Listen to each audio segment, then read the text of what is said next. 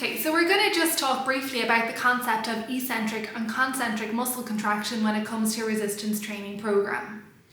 Hi, so I'll be taking you through the different type of movements that we associate with resistance training, and I'm going to use the example of a bicep curl to explain concentric and eccentric. So a bicep curl is when you hold a weight in your hand and you're going to be bending your elbow to bring it up towards your shoulder and then bringing it back down. So the first movement we'll talk about is concentric. So concentric is defined as when the muscle is shortening against gravity to produce a contraction.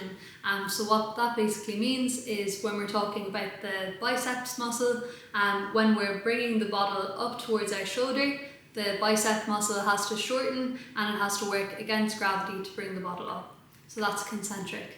And then eccentric is the other way. So the definition of eccentric is when the muscle is lengthening but still controlling against gravity. So when the bottle is coming back down, the biceps muscle has to lengthen, but it also has to contract and remain tight to allow for the bottle to be slowly lowered down.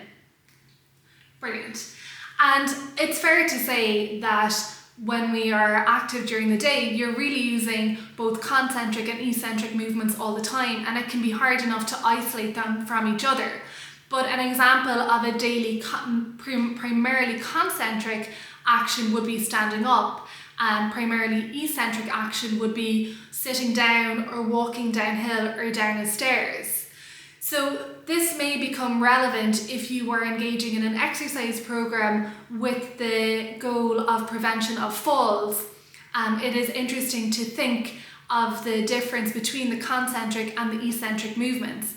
In later videos, when we are going through certain activities, we will highlight which ones are mainly eccentric or concentric.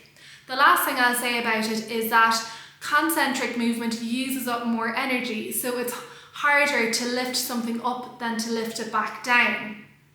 So you might have a heavier weight going back down than going up, but you do have to be mindful that sometimes the muscle may be more subject to injury if the eccentric load is too heavy.